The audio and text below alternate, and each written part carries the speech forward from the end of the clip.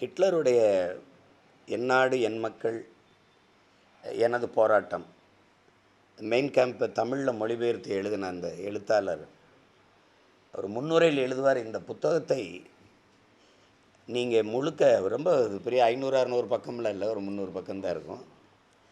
அதை நீங்கள் குனிந்து படித்து விட்டு நிமிரும்போது தலைவனாக தான் நிமிர்வாயும்பவில்லை. ஒரு இளைஞன் குனிந்து படித்துட்டு நிமிர்ந்தான்னா தலைவனாக தான் நிமிர்வான்னு. அது மாதிரி இந்த படத்தை பார்க்குற ஒவ்வொரு மகனும், தமிழ் மகனும் தலைவனாக தான் திரையரங்கை விட்டு வெளியில் வருவான். ஏன்னா மக்களுக்காக போராடணும், மக்களுக்காக நிற்கணும், அந்த அர்ப்பணிப்பு அவசியங்கிறது இந்த படம் கற்பிக்கும்.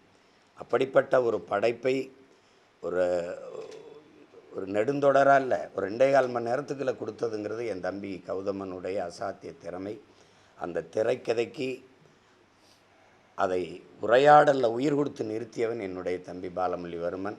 தம்பி ஜிவி பிரகாசனுடைய பாடல்கள், அதுக்கு உயிரோட்டமான வரிகளை அவரை விட்டால் இன்றைக்கி எழுதுவதற்கு யார் இருக்கா? ஐயா. ஆமாம், உண்மையிலேயே முத்தமிழ் பேரரசர் அவர்.